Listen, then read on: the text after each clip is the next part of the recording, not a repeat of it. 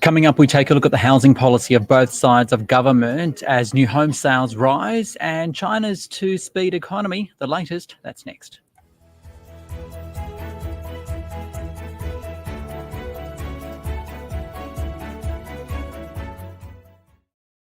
It's your daily 10-minute business and finance news wrap for this Friday, the 17th of May 2024. The Australian share market fell today 0.9%. We'll have the details with Marcus Bogdan from Blackmore Capital.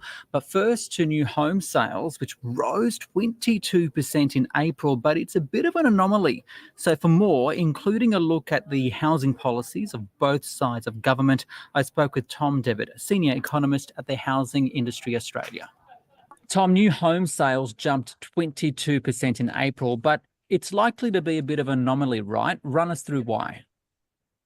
That's right. There was quite a significant spike in new home sales in April in both Victoria and Queensland. But the reason for this is likely to be because there was some recent changes to the National Construction Code that come into effect from the 1st of May in both of those states. And those changes are going to increase the costs of construction for home builders in both of those states. So a lot of home buyers were trying to get ahead of that deadline so that they could get ahead of those cost increases.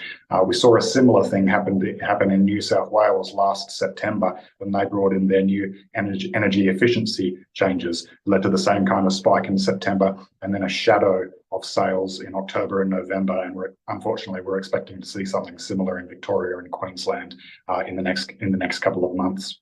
I guess a couple of questions. Why are these new rules coming, especially at a time when we're seeing a housing shortage? Because what does it mean for the government's target of reaching 1.2 million dwellings over the next 5 years? It has been pretty confusing at this point in time when construction costs have been increasing so much over the last few years. During the pandemic, materials prices went up by around a third. Labour costs are still going up, and they're being compounded by these changes to the construction code. There are reasons why or why not these changes might want to be made to improve energy efficiency and to improve the quality of housing design over time. But the timing of these changes is really compounding a lot of challenges that the industry has been facing over the last couple of years. And the effect that it's going to have is simply to have those costs passed on to the end home buyer, or result in those houses not being built at all. And that doesn't bode well for the government's target to see 1.2 million new homes built over the next 5 years. We did have the federal budget out this week. Is enough being done by the federal government to fix the housing shortfall? In short, no, not enough is being done. There was a lot of good stuff in the budget, and it's important that we acknowledge that. There's good ongoing support being provided for apprentices and for businesses taking on apprentices, because they're key to ensuring that the construction workforce is large enough to actually build these houses. And there's good efforts and funding for infrastructure and encouraging state and local governments to release enough land and change their planning frameworks to allow the kind of housing volumes to be built that we need. Whether state and local governments actually get on board with those incentives, or whether some sticks are needed in addition to the carrots to get them on board, that remains to be seen, because there's a number of levers in control of the states, like stamp duty reform, like planning and land release, and in the control of the financial regulators as well, to encourage lending and make it easier for people to obtain a mortgage in the first place. There's a lot of other levers that need to be pulled outside of the federal budget. So it remains to be seen how effective this is going to be. And can we talk about the flip side? Because we also heard from the Coalition last night and its response, namely to cut immigration, stop foreign buyers for a few years, and to allow access to super to purchase a first home. What do you make of all of that? Well, the trouble with immigration is that recently it's been so volatile, and that's what makes it so hard for the housing industry to know how many houses need to be built and then actually build them. We went from around 200,000 net overseas arrivals before the pandemic to virtually zero for a couple of years, and now we're up at record highs. And that instability is really the big obstacle when it comes to immigration. In terms of super, HIA does support people being able to access their super in order to enter the housing market. Research has shown that a person's financial situation in retirement is very much dependent on whether or not they own their own home. So this is a good step in the right direction in that regard. Foreign buyers are not the cause of the current affordability and availability crisis in the housing industry. Actually, they're a main part of the solution, because foreign buyers are already largely restricted to just investing in new housing. With very rare exceptions, they can't invest in existing housing.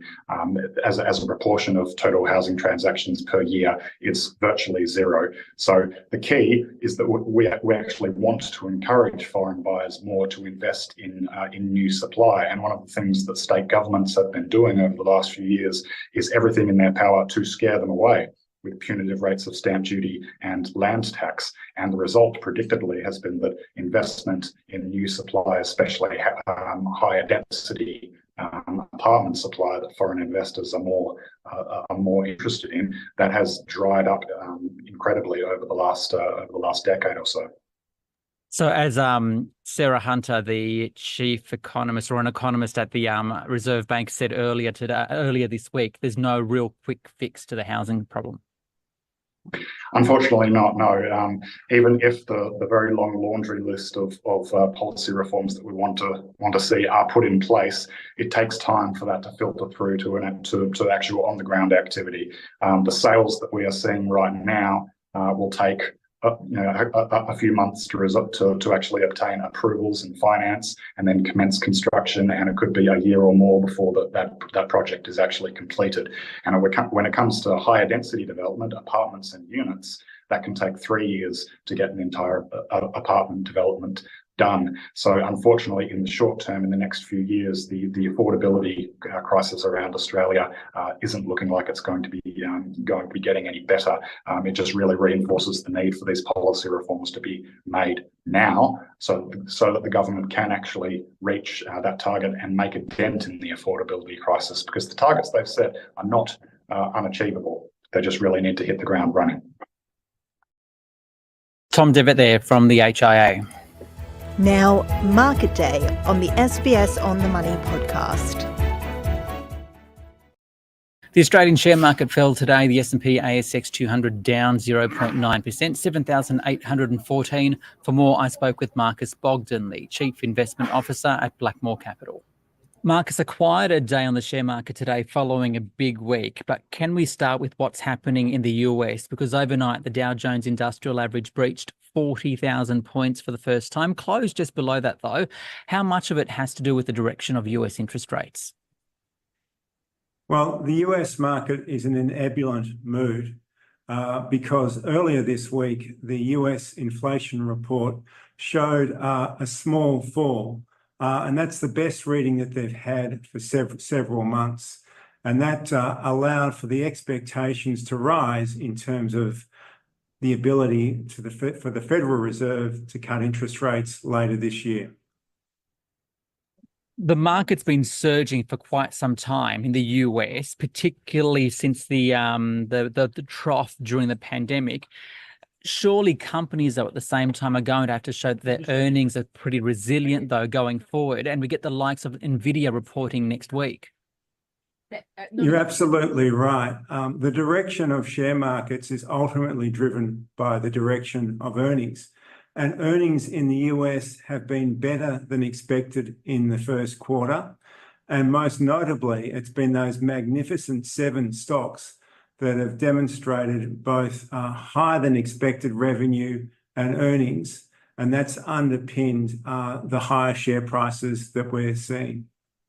Okay, let's focus on Australia. We had the federal budget earlier this week, rebates, some potential inflationary stimulus, but at the same time, economic data showing that unemployment is rising. What's the market now thinking about the direction of Australian interest rates? Because we've been seeing those expectations wildly swing as well. Well, there's a very interesting contrast of Treasury's forecasts and the RBA's forecasts just this week. Treasury are more cautious around stickier inflation and the expectation that interest rates may have to stay higher for longer. The budget numbers were slightly more optimistic, but the expectation is that the federal budget was expansionary, and it suggests that inflation could remain stickier for longer. We focus a bit on China today too. Data out today showed that consumer spending has unexpectedly slowed, industrial production accelerated, but house prices are also down in the month. What's your take on the economy and implications for Australia? Well, there certainly seems to be a bifurcation in the Chinese economy. And you're absolutely right. The property market remains weak. That's affecting the domestic consumer in China. But what we have seen at the same time is that both industrial, manufacturing and Chinese exports have been stronger than anticipated. So it's a manufacturing industrial-led recovery with the consumer lagging in China. That is ultimately good news for Australian resource companies because those resources are required to fuel that industrial and manufacturing capacity. Finally, where do you see the opportunities for investors? Well, the Australian share market is trading on a forward price earnings ratio of around 16.5 times, which is about a 12% premium to its long-term average. So the market is not cheap. And then if we look at the banking sector, that's trading on an elevated price earnings multiple of around 15 times compared to history of around 11 and 12. And then there is a slight premium on industrial shares trading at around 20 times. The exception is the resources sector, which is trading below its long-term average of around 10 times. And if we see a further recovery in China's demand, particularly on the infrastructure side and on the industrial side, I think that's where the best opportunities lay for the moment. That's Marcus Bogdan there from Blackmore Capital. This SBS On the Money stream is provided for informational purposes only. The content in this stream should not be understood as constituting advice or a recommendation. It is not personal advice and it does not consider your personal circumstances or objectives. You should contact a licensed professional before making any financial decision.